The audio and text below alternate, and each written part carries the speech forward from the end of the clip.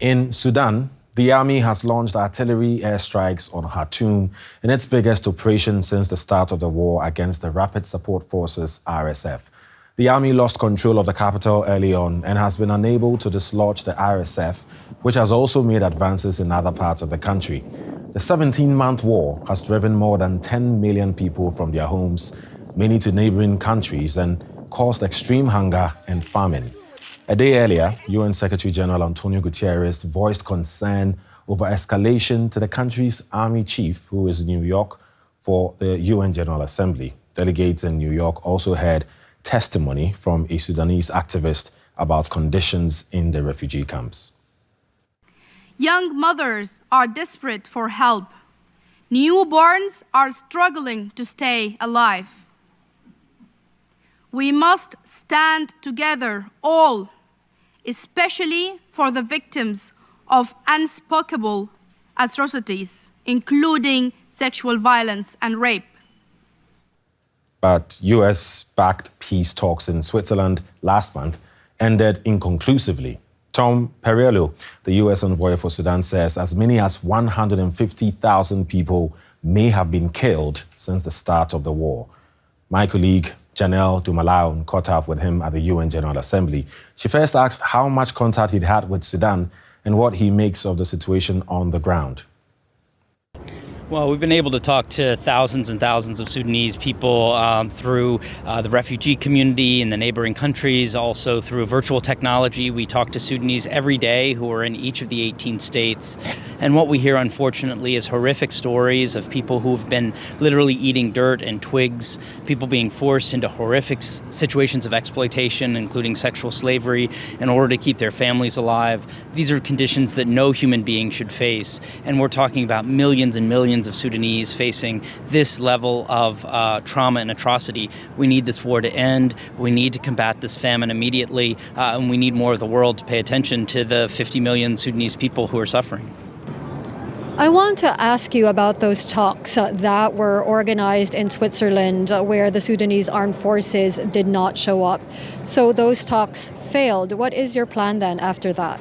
The talks were actually very successful. We really showed that you don't need people to show up to have talks. We want to get out of that old last century mentality where people use starvation as a weapon of war. So we were able to bring together key allies from across the region, along with the African Union and United Nations. We were able to engage virtually with both the RSF and the SAF. We had 3 of the major routes that had been shut down to humanitarian aid opened. It really, I think, showed the international community there are no excuses. We cannot use the paralysis of some of the parties as an excuse to not try to help those that are starving and those that are facing shelling and bombing. So what we did with the Alps Group was a major breakthrough to reignite, I think, diplomatic momentum and energy. That's what we're seeing more of here at the General Assembly, is people saying, wait a second, we can do something in this crisis. We must do something in this crisis. And I think it was a real testament to Secretary Blinken and President Biden that they were willing to take that risk with the Switzerland talks of knowing this wasn't the traditional way to do it,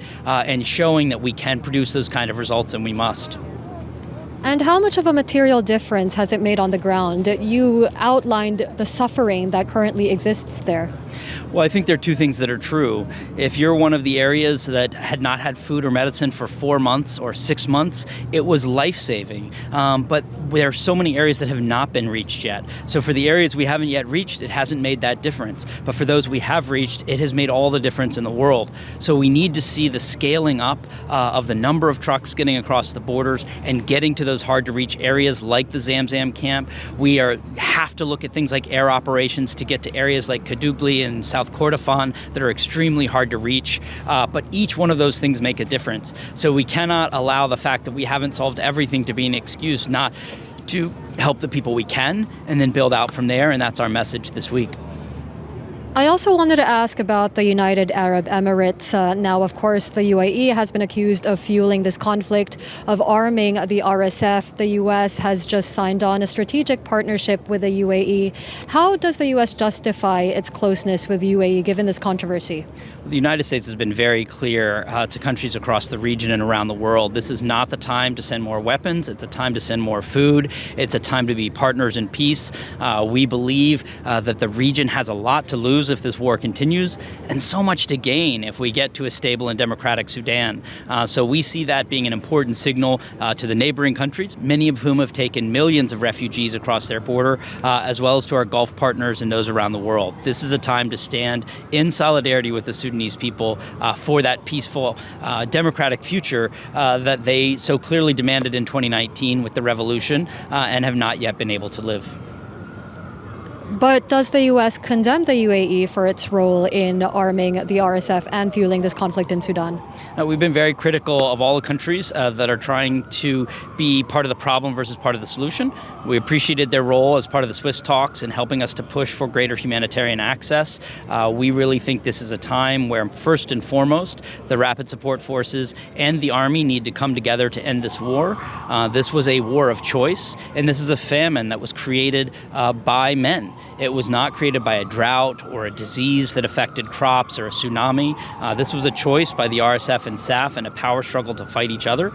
We believe we need to get back to that idea of a unified, accountable, professional army and underneath a civilian democratic Sudan. That's what the Sudanese people want. And in the meantime, we need to address the emergency needs of civilian protection and famine.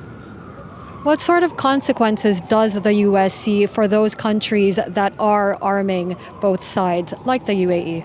So we have been a leader on sanctioning individuals and businesses on both the RSF and SAF side for their role in atrocities committed, particularly against women. That's included some of the businesses that have been associated with that.